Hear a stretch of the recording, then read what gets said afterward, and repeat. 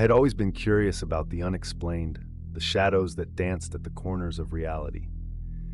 This fascination led me to Point Pleasant, West Virginia, in November 1966, an unassuming town that was about to become a focal point for one of the strangest phenomena in American folklore. I felt an inexplicable pull toward the stories of the Mothman, a creature that, according to local legend, appeared in the dead of night, foretelling disasters with its eerie presence. The air was thick with the scent of damp earth as I made my way into Point Pleasant, the sun sinking slowly, spilling hues of orange and purple across the sky. The town was quaint, with old brick buildings lining the streets and locals who shared tales with wary excitement. I visited the library, where I dug through archives, piecing together accounts of sightings that had been reported just months before. Stories of the Mothman varied, but all described a creature standing over 6 feet tall, with a humanoid shape, but with wings that spanned nearly 10 feet from tip to tip. Some claimed it had large, reflective red eyes, capable of watching from a distance. I could hardly contain my excitement. I decided to take a nighttime drive out to the abandoned TNT factory, where most of the sightings had occurred, just a short drive outside of town. As I navigated the winding roads framed by dense trees, I could feel the tension of the night. The rhythmic sound of my tires on the pavement mixed with the soft rustle of leaves, creating a surreal soundtrack. Had I come here merely out of curiosity, or was I seeking something deeper? Perhaps I was searching for an adventure or an encounter that could pull me out of the mundane flow of life. Arriving at the old TNT site, the landscape shifted. The remnants of World War II munitions plants loomed ahead, hidden in the shadows. The buildings were decaying, making the perfect backdrop for stories of the supernatural. A slight breeze whispered through the cracked windows, sending a shiver down my spine. This place felt alive with secrets. I stepped out of my car, my heart racing, and walked deeper into the ruins. My footsteps echoed against the concrete, punctuated by the occasional chirp of an insect. With a flashlight flickering in my hand, I began to explore. Shadows danced, and every rustle sent my mind spiraling. What if the legends were true? Suddenly I heard a noise, an unnatural sound that seemed out of place amidst the quiet. My pulse quickened.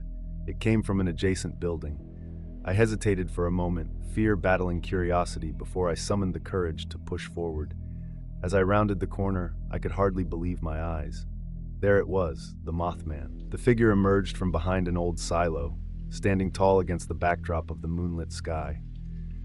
My breath caught in my throat as I took in the sight, massive wings folded against its back, and those hauntingly bright red eyes that seemed to glow with an otherworldly light. It was both terrifying and mesmerizing. I stood there frozen in time, both captivated and terrified. The Mothman seemed to be watching me, its head tilted ever so slightly, as if assessing my reaction. I could hardly remember to breathe. This creature was larger than anything I had ever imagined, and it felt charged with power. For what felt like eternity, we simply stared at each other. Then, with a sudden flap of its majestic wings, it took flight, soaring into the dark sky. A rush of wind enveloped me as it lifted off the ground, and I instinctively took a step back. The sound was unlike any bird I had ever heard, blending a soft whoosh with a deep resonance that echoed through the night air. My heart pounded in my chest as I chased after it instinctively. I could barely keep up, stumbling over rocks and bramble as the Mothman flew over the nearby fields, its silhouette disappearing over the tree line. I scrambled to follow, but soon the creature was gone, swallowed by the night. I returned to my car, panting and exhilarated, but the encounter left me in a whirlpool of thoughts and feelings. Was this creature a warning? Many locals believed that the Mothman was an omen, appearing before tragic events. Just a few weeks before my visit, 2 couples had reported seeing it near the abandoned factory. Not long after, in December of that year, the town would experience the tragic collapse of the Silver Bridge, resulting in the deaths of 46 people. Was it a coincidence, or was the Mothman a harbinger of doom? In the following days, news of my encounter spread through the small town like wildfire. I met with other locals who shared their own stories, recounting nights filled with fear and awe. One woman, a school teacher named Mary, spoke of her sighting 3 days before the bridge collapse. I didn't want to believe it, she whispered, eyes wide.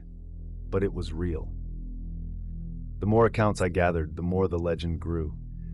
Some insisted the Mothman's appearance was a warning, while others dismissed it as mere hysteria fueled by media frenzy. Yet, there was something profoundly unsettling about the convergence of these stories. As November turned into December, Point Pleasant prepared for the impending winter, but the shadow of the Mothman loomed large in the minds of its residents.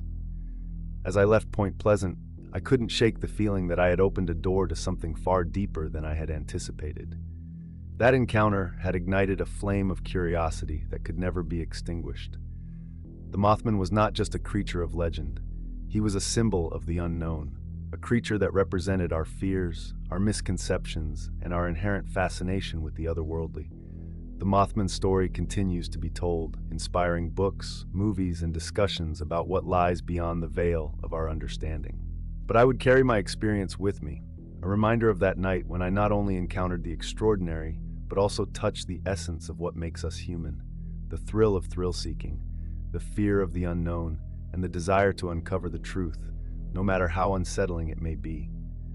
Even now, in the quiet moments of my life, I find myself looking up to the night sky, wondering if perhaps the Mothman is watching me too, waiting, and forever a part of the tapestry of legends entwined with truth. Ever since I was a kid, the stories about the Jersey Devil haunted my dreams like a malevolent spirit chasing me through the night. Born amidst the gnarled roots and shadowy thickets of the Pine Barrens, it was said to be the offspring of a cursed woman, a child of darkness, half human, half beast, and entirely unpredictable. Legends whispered that it had the body of a kangaroo, the head of a goat, bat-like wings, and a long serpentine tail. I never thought much of it at first. Tales of folklore usually held little truth, mere fairy tales spun to frighten children. But an unsettling chill always gripped me, compelling me to shun the deeper recesses of those ancient woods. As I grew older, that childhood fear morphed into a reckless curiosity. I devoured every tale I could find about the Jersey Devil. The stories always varied, but certain threads remained constant. Encounters with the creature described its blood-curdling scream, which was said to sound like a person or an animal in unimaginable distress. Some claimed that it had prowled their backyards or flitted through the trees, its shadowy form barely catching the light of the moon. Others believed it was the literal manifestation of centuries-old curses and misfortunes stemming from the area's dark history. On a restless autumn night, my friends and I decided to put our bravado to the test. Armed with nothing more than flashlights and a shared sense of adventure, we headed into the heart of the Pine Barrens, eager to chase down the legend. The crisp air hung thick with the smell of damp earth, the ground crunching beneath our feet as we ventured deeper into the woods, our laughter echoing between the towering trees. But as we wandered deeper, the echoes faded into silence. The air became stifling. The trees loomed around us, their gnarled branches weaving a dark canopy overhead. Anxiety prickled at my skin. "Can't you feel it?" I whispered to Jacob, who maintained an air of bravado despite the unease creeping into his demeanor. "It's just a bunch of tales," he said, though the tremor in his voice betrayed him. As we pressed onward, the moon hung low, casting ghostly shadows across the path. Suddenly, a dreadful scream pierced the stillness, and the laughter that once filled the air vanished. My heart pounded in my chest. "What was that?" I whispered, forcing myself to keep from panicking. "Probably just an owl," Jacob replied, though I could see the doubt in his eyes. But deep down, I knew it wasn't just an owl. I could feel the weight of something darker pooling around us. "Let's head back," Sarah suggested, her voice weak and shaky. I saw the fear etched on her face, and it mirrored my own growing dread. Yet curiosity compelled us to ignore our instincts. We pressed on, adrenaline blurring our sense of caution. We soon stumbled upon an old, dilapidated cabin nestled among the trees, its windows shattered and walls cloaked in darkness. A thick stench of decay emanated from within, and my skin crawled in anticipation. Pushing the door open with a creak, we were met by a wave of stale air that felt thick and dead. "This place is creepy," Sarah whispered. "What if someone is living here?" "Nobody lives here," Jacob chuckled nervously. But even as he spoke, His eyes darted to the shadows beyond the threshold. Inside, the cabin felt frozen in time.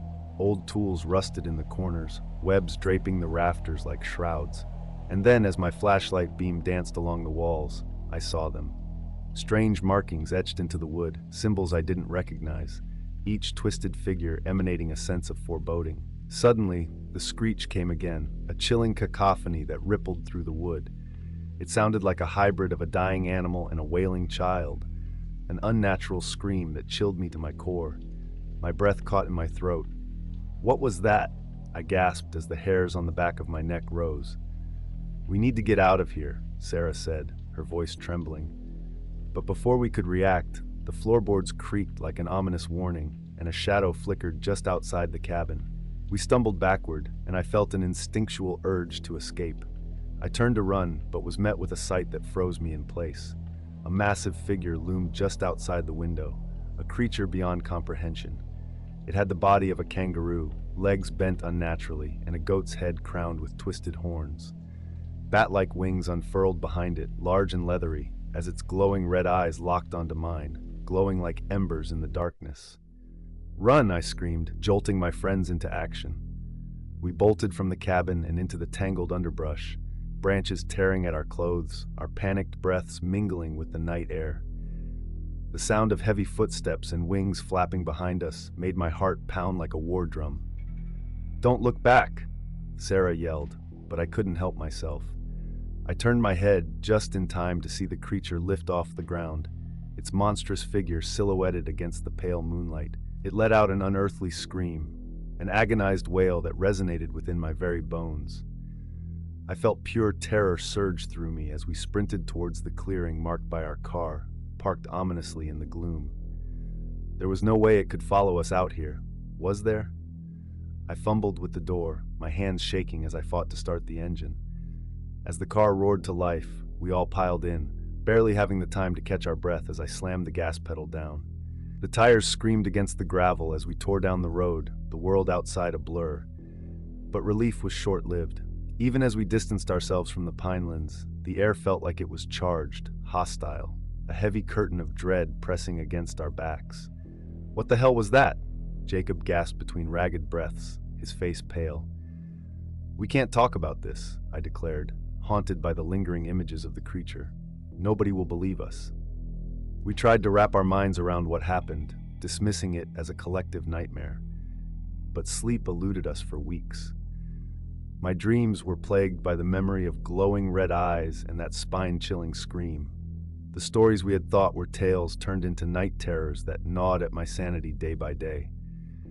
As summer faded into autumn, the anxiety festered, and the notion of returning to the scene of our horror began to haunt me. Driven by an insatiable curiosity to confront the darkness that had so unnerved us, I suggested a nighttime drive through the Pine Barrens to my friends.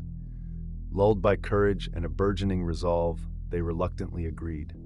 Under the pallid moonlight, we returned to the pinelands, a sense of foreboding coiling around us as we parked in familiar surroundings.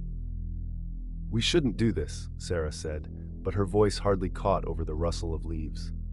The chill of the forest crept into the car as I turned off the engine and flicked on my flashlight. I stepped into the darkness, digging my nails into my palms as tension clawed at the air. The familiar terrain shifted in my memory, transforming into a haunting landscape where shadows pulsed with life. And then we heard it, a shrill cry that echoed through the trees, an agonizing blend of human and beast. My stomach twisted with dread. "It's just the wind," Jacob said unconvincingly, but I knew better. I shined my light around, scanning the darkness, and I saw movement at the edge of the woods. Shadows flitted through the trees like ephemeral wraiths. I felt compelled to explore, drawn forward by an impulse I couldn't understand. As I ventured deeper into the woods, the scream came again, and my pulse quickened. I turned to beckon my friends, but they lingered behind, caught in their own spiral of dread. "Stay close," I called, desperate to keep them with me. That's when I saw it again, the Jersey Devil. This time it was closer, its grotesque figure illuminated partially by my flashlight. The haunting features were indistinct, but its size was undeniable. It loomed large, its eyes burning like twin infernos, a primal fear radiating from its very presence. "Run!" I shouted, the words escaping my lips in a frantic plea. We bolted through the trees again, but as we sprinted, I tripped over the gnarled roots of an ancient tree, crashing to the ground. The flashlight tumbled from my hands, rolling away into darkness. Panic flooded my mind as I scrambled to my feet, the echoes of my friends disappearing into the night. The air shifted, growing heavier as I felt a presence behind me. I turned, and the Jersey Devil was there, mere feet away, wings unfurled and casting wicked shadows. It screeched a deafening cry, resonating with an agonizing melancholy that sent chills cascading down my spine. I realized then that this was not merely a predator. It was an embodiment of anguish, torment stitched into its very being. "Help me," it rasped, but it was a voice torn between worlds, familiar yet distorted, a haunting echo from the depths of despair. I felt my heart twist in my chest. Was it seeking forgiveness, or was it warning me? I didn't want to find out. I turned and ran blindly, crashing through the underbrush, branches slapping at my face as I fled. I could hear it behind me, its breath mingling with the wind, lingering just out of sight. "Get back to the car!" I screamed, swallowing my fear, adrenaline razor-sharp in my veins. I could almost taste the metal tang of terror on my tongue as I stumbled back to the clearing, where our car stood like a lone sentinel, headlights flickering weakly. But as I reached the vehicle, my heart sank. The others were not there. I jiggled the door handle frantically, but the car had locked behind me. I was alone, stranded in the dark embrace of the Pine Barrens, and the Jersey Devil loomed somewhere behind me, hunting. Then, without warning, the air turned icy. A thick fog rolled in, enveloping me like a shroud of despair. I could see the ethereal outlines of twisted trees, ghostly figures entwined in the mist, dancing in a nightmarish waltz. I stepped back, every instinct screaming at me to move, to run farther and faster. The ground seemed to pulse beneath my feet, shaking with a heartbeat that thrummed in my ears. "I'm sorry," I yelled into the void, feeling the weight of the creature's sorrow pressing down on me. "I didn't mean to intrude." The forest was silent except for my ragged breath, but the shadows shifted, reforming, twisting, growing darker. Moments stretched into eternity. Just when I thought I couldn't bear the weight of the darkness any longer, the fog rolled back and I heard them, my friends, calling from somewhere in the gloom. Relief surged through me as I followed their voices, my heart racing. Pushing through the trees, I finally emerged back into the clearing. They were huddled beside the car, faces pale and eyes wide with fear. "What happened? We thought we lost you," Sarah exclaimed, relief flooding into her voice. "It's here. It's..." But before I could finish, the Jersey Devil's cry erupted from the dark woods, echoing with a sharpness that chilled me to my core. In that moment, we heard the flapping of wings, the night thrumming with dark energy as the creature descended, hovering above us. Its eyes glowed with an ancient, haunted light, reflecting despair incarnate.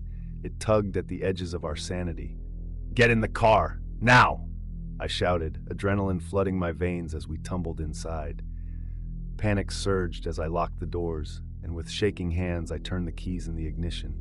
The engine roared to life, but the chilling sound of flapping wings drowned it out. We tore down the dirt road, branches snapping and darting like angry spirits as we escaped the clutches of the woods. I didn't look back. I dared not to. The screams spiraled into the night, the weight of their reality heavy in my bones. But even as we drove away, I could feel it, a lingering presence, like a breath on my neck. Weeks passed, and life tried to return to normal, but the horror of that night clung to me like a shadow. The stories we had lived through became fractured memories, losing nearly all sense of truth. I found myself tossing and turning at night, thrashing against the oncoming darkness. The stories I had once doubted now felt like prophecies of doom, warning me of a creature beyond our comprehension. I returned to the edge of the Pine Barrens, a place that filled me with equal parts fear and curiosity.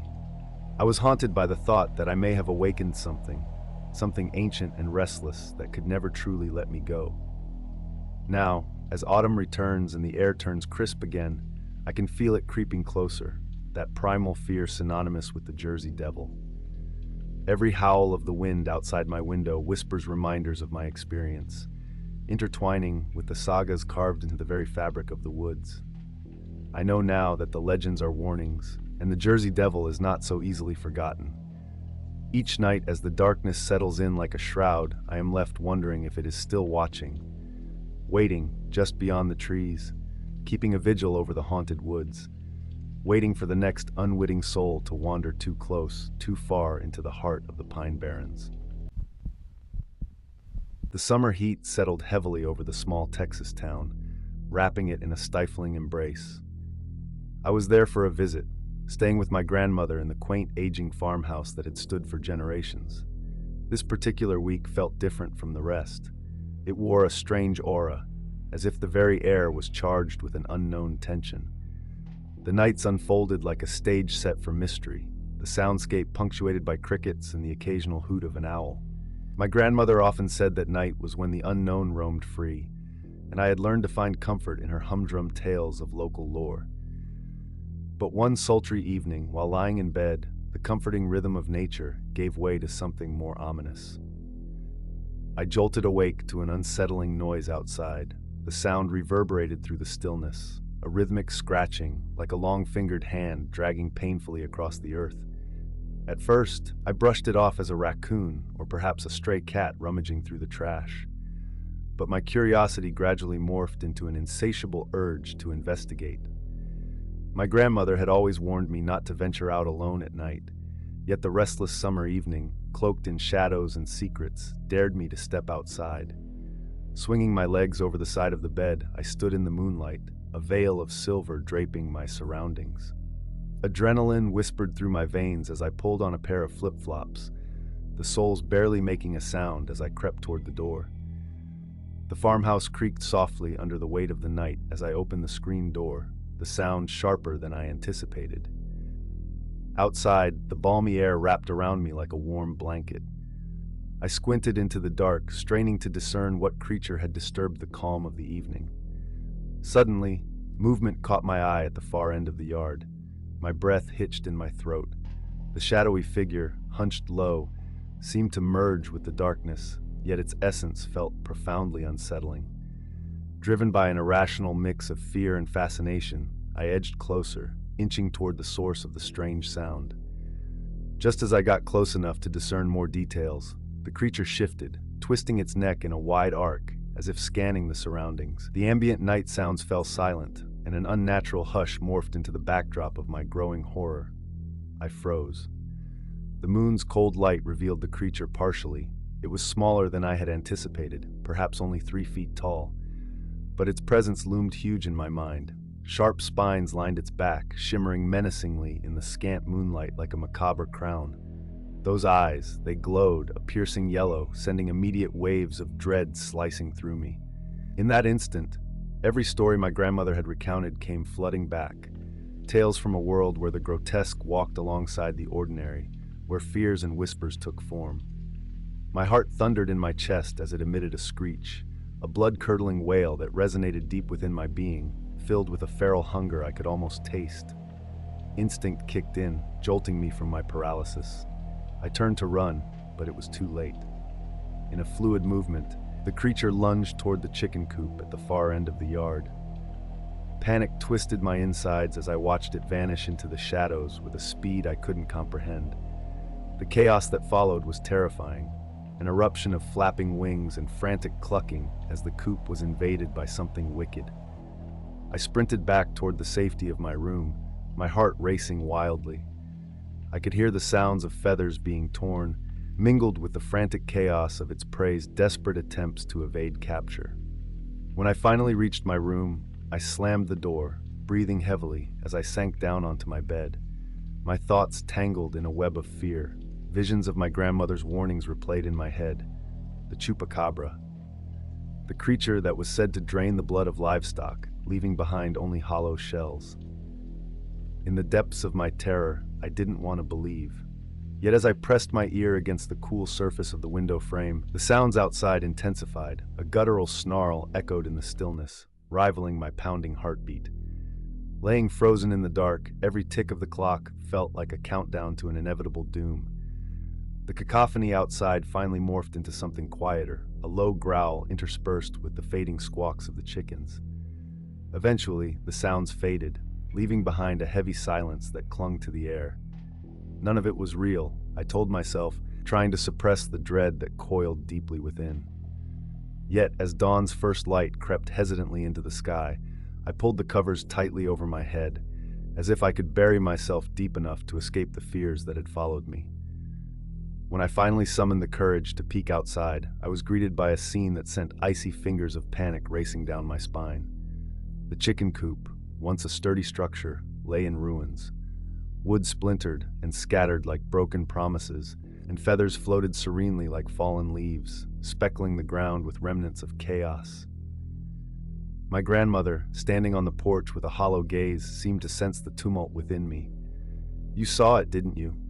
Her voice was calm, but a shiver ran through my bones at her words. There was no need for further explanation. The raw understanding in her eyes said more than any tale could convey. I nodded, the tremor of the night replaying in my mind in vivid detail. The stories I had dismissed, the dismissive laughter I had shared with friends, suddenly felt like distant echoes. The Chupacabra was no longer folklore. It was a reality that gnawed at my sanity, a tangible presence I could still feel lurking outside a thin veil of daylight. From that point onward, everything shifted. My grandmother spoke in whispered tones of the history that surrounded us, how the town had been plagued by mysterious animal deaths, how the elders would look at the night with a mix of reverence and dread, knowing full well the darkness that could come creeping in, desperate and uninvited. I spent the day inspecting the ruins of the coop with my grandmother, but she didn't seem surprised. Instead, her hands were steady as she picked up fragments of broken wood, her face a mixture of resignation and weary acceptance. "We can't change what is, but we must be wary," she said, the shadows of countless losses swimming in her eyes. As the evening approached, the recollection of the creature haunted me. I tried to shake it off, to laugh it away, but even my own laughter felt hollow. When darkness fell again, dread enveloped me like a suffocating blanket. The world outside honed to the sound of my own heartbeat, an orchestra of dread that crescendoed with each minute that passed. I huddled on my bed, every creak of the old house spiking my fear. Then, a familiar sound shattered the silence, the scratching again, deliberate and methodical. My pulse raced, and dread pooled in my stomach as it drew nearer. I was no longer simply a witness. I was a participant in a nightmare that refused to let me go. Fear coiled tightly around my throat as I grabbed my phone, the flashlight illuminating a thin beam in the dark. I stepped cautiously toward the window. The shadows outside flickered, and then, there it was, the unmistakable silhouette of the creature looming at the edge of the yard. It stood still, seeming to sense my presence as it tilted its head at an unnatural angle. The air felt electric as I battled with the instinct to scream or to run. Instead, I stood rooted, caught in the beast's predatory gaze. For a moment, it seemed to hesitate, as if assessing the possibility of another night's prey. Then, before I could even process its next move, it darted away into the field like a phantom slipping between worlds. I fully expected the dreaded cacophony of chaos that had unfolded the previous night, but this time, silence blanketed the landscape. The weight of the dark pressed in around me, stifling and suffocating. I waited for what felt like an eternity, acutely aware that I had become part of a story larger than myself, a tale threaded through generations, woven into the fabric of the land. The reality that the unknown lurked just beyond the edges of the light took root in my mind. The next day, I made a decision that would change everything. I would not let fear dictate my life any longer. Returning to my grandmother, I shared my resolve. We must find a way to face it, to confront this terror that has haunted us both. Her eyes widened, a glimmer of something, pride, fear, passing over her features. Encouraged but anxious, she nodded slowly, and so together we joined forces, initiating talks with our neighbors. Reluctantly, they gathered around the old oak tree, sharing their own experiences, whispering secrets that weighed heavily on their hearts. With each story, the fear became a collective burden. The livestock lost, the nights haunted by growls and shadows. We devised a plan, fortifying the chicken coop and setting up lights that would flicker at the perimeter of the yard. We made an offering, a sacrificial piece of meat left out at the edge of the woods, an offering that might draw the creature away from the vicinity we sought to protect. As dusk settled again, my heart pounded like a drum in anticipation of what the night might bring. We lit lanterns around the yard, their glow penetrating the dark. The air was thick with the scent of oil and candle wax, creating a too-quiet harmony that seemed to taunt the night. With courageous resolve, I cast a glance at my grandmother. "We're ready," I said, though my voice trembled.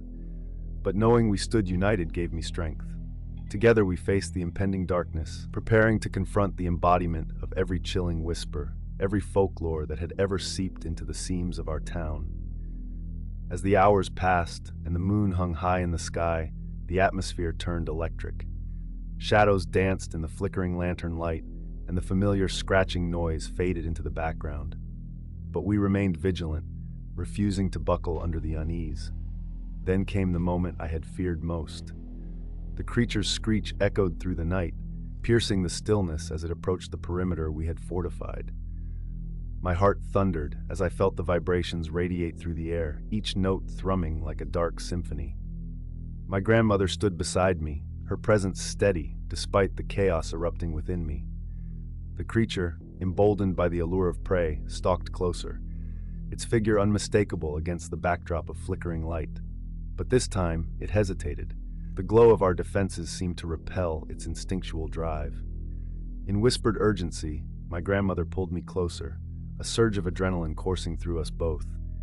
We turned our eyes to the offering left at the edge of the woods, a piece of raw meat, now taking on sinister shadows of its own. With a sudden rush of movement, the creature darted toward the offering, momentarily distracted from its pursuit. "Now!" my grandmother urged.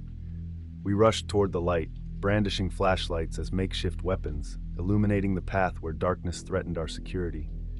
The beast remained focused on the offering, but we could tell it was growing agitated, its teeth bared and eyes gleaming with an unholy hunger.